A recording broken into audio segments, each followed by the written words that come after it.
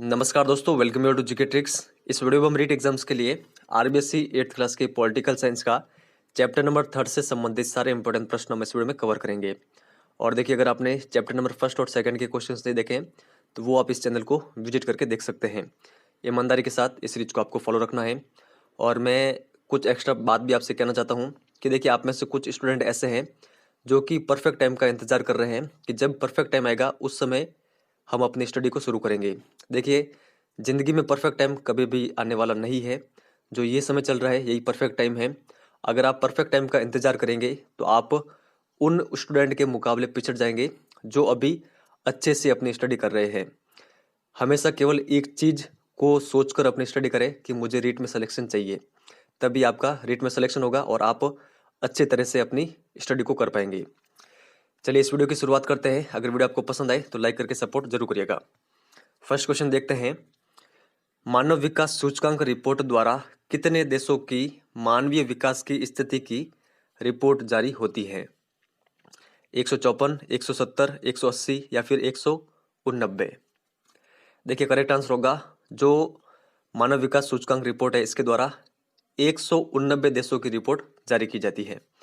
तो ये आपको ध्यान में रखना है। ऑप्शन नंबर 4 यहाँ पर करेक्ट आंसर होगा। मानव विकास सूचकांक रिपोर्ट 2019 में भारत का स्थान था 105वां, 121वां, 129वां या फिर 133वां? देखिए, 2018 में तो भारत की जो रैंक थी वो थी 130वीं, लेकिन 2019 में जो न्यू रिपोर्ट आई उसमें भारत को स्थान मिला था 129वां। तो ये आप ध्यान रखिएगा और ये लेटेस्ट रिपोर्ट है, तो ये आपको ध्यान में रखना है। आगे चलते हैं। मानव विकास सूचकांक 2019 की रिपोर्ट में प्रथम स्थान पर कौन सा देश था? नॉर्वे, स्विट्जरलैंड, आयरलैंड या फिर अमेरिका? देखिए, यहाँ पर जो इसका करेक्ट आंसर होगा वो होगा ऑप्शन नंबर फर्स्ट, नॉर्वे प्रथम स्थान पर था मानव विकास सूचकांक रिपोर्ट 2019 में। विकास की नवीन अवधारणा में आर्थिक विकास का मुख्य उद्देश्य क्या है? गरीबी का निवारण, बेरोजगारी का निवारण, आर्थिक असमानता में कमी या फिर सभी? देखिए, करेक्ट आंसर होगा जो विकास की नवीन अवधारणा है उसमें आर्थिक विकास का जो मुख्य उद्देश्य है वो है गरीबी, बेरोजगारी का निवारण करना और आर्थिक असमानता में कमी लाना। तो सब यहाँ पर करेक्ट आंसर होगा। निम्नलिखित में से विकसित देश हैं भारत, ब्राजील, इंडोनेशिया या फिर अमेरिका? देखिए, यहाँ पर करेक्ट आंसर होगा ऑप्शन नंबर 4, अमेरिका एक विकसित देश है। अमेरिका के अलावा कनाडा, जापान, रूस और इंग्लैंड ये भी विकसित देशों के अंतर्गत आते हैं। तो ये आप ध्यान रखिएगा। आगे चलते हैं। भावी पीढ़ी को ध्यान में रखते हुए वर्तमान पीढ़ी की आवश्यकताओं की पूर्ति हेतु प्राकृतिक संसाधनों का दोहन कहलाता है? मानव विकास, आर्थिक विकास, औद्योगिक विकास या फिर सतत विकास? देखिए, करेक्ट आंसर होगा ऑप्शन नंबर 4, सतत विकास। यहाँ पर ये जो परिभाषा दे रखी है यह है सतत विकास की, तो ये आपको ध्यान में रखनी है। इनमें से कौन सा मानव विकास का आयात नहीं है?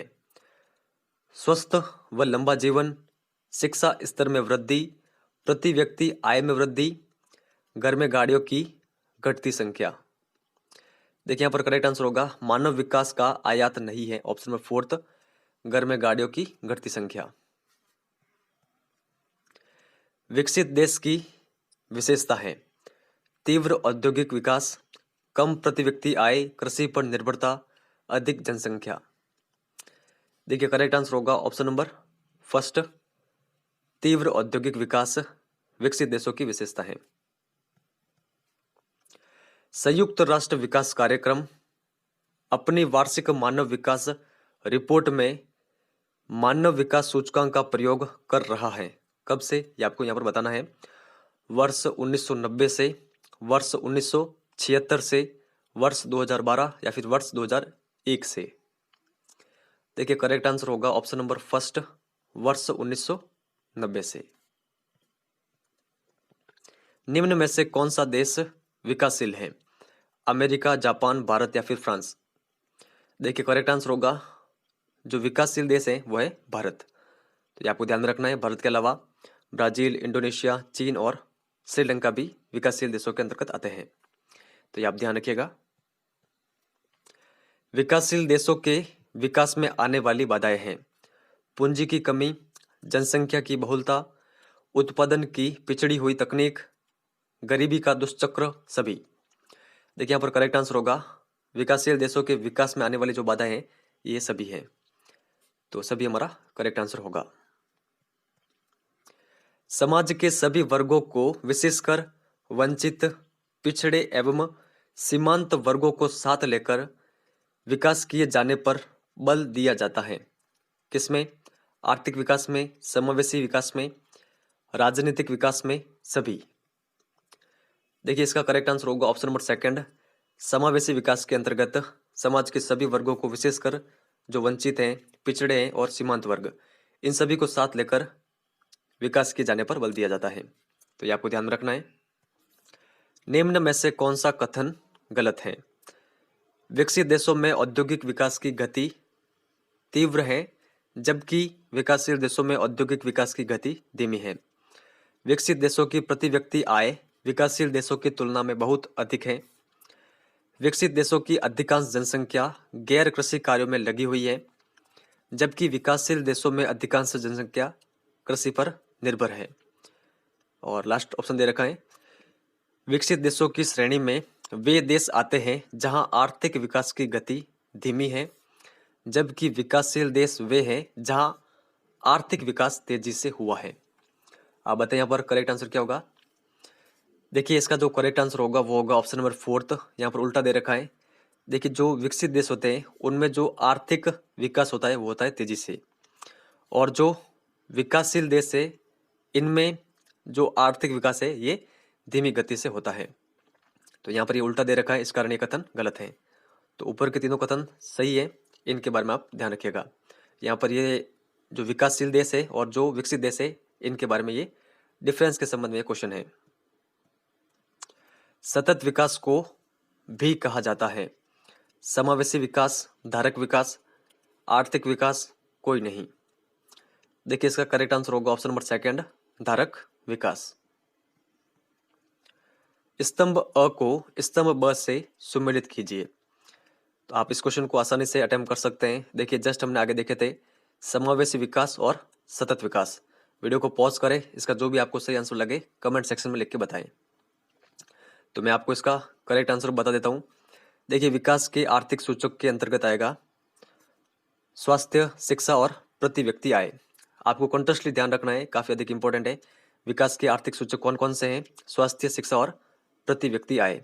सेकंड है मानव विकास सूचकांक, इसके अंतर्गत शिक्षा, जीवन प्रत्याशा, व्यक्ति की क्रय शक्ति। तो ये आप ध्यान रखिएगा।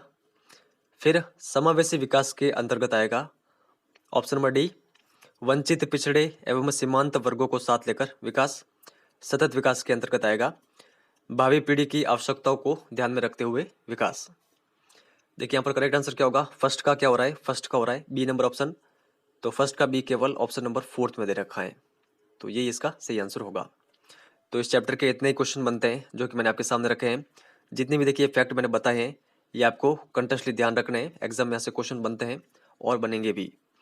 तो इस वीडियो में इतना ही है। इस क्वेश्चन का आंसर आपको इस वीडियो के कमेंट सेक्शन में देना है, जो कि हमने लास्ट चैप्टर में देखा था। अनुसूचित जाति एवं अनुसूचित जनजाति अत्याचार निरोधक अधिनियम संसद द्वारा कब पारित किया गया? 1961, 1975, 1989 या फिर 2007? इसका जो भी आपको सही आंसर लगता हो कमेंट सेक्शन में आपको लिख के बताना है। और ईमानदारी के साथ रीट की प्रिपरेशन में लग जाइए अगर आप चाहते हैं कि आपका सिलेक्शन हो। भ्रम में बिल्कुल भी मत रहिएगा कि मेरा हो जाएगा बिना पढ़े ही। बिना पढ़े तो आज तक किसी का भी सिलेक्शन नहीं हुआ है। अगर आप पढ़ेंगे तो आपका सिलेक्शन जरूर होगा। और जो भी नए स्टूडेंट है मैं उन्हें सजेस्ट करना चाहूँगा, जो हमने कंप्लीट कर ली है सीरीज एनसीईआरटी राजस्थान जीके हमने कंप्लीट कर लिया है क्लास 6 से 8 तक। आरबीएससी की जो ज्योग्राफी है और हिस्ट्री है ये भी हमने कवर कर ली है क्लास 6 से लगाकर 10 तक। आरबीएससी की जो साइकोलॉजी है 11-12 की वो भी हमने कंप्लीट कर ली है। जल्द मैं आपको आरबीएससी की पॉलिटिकल साइंस भी कवर करा दूंगा। मैं आपको पर्सनली सजेस्ट करूंगा कि आप आरबीएससी की ज्योग्राफी का सबसे पहले रिवीजन जरूर करें। अगर आप समय रहते इनको देखकर बार बार इनका रिवीजन करते हैं तो आप रेट एग्जाम में काफ़ी लीडिंग पॉइंट में रहेंगे।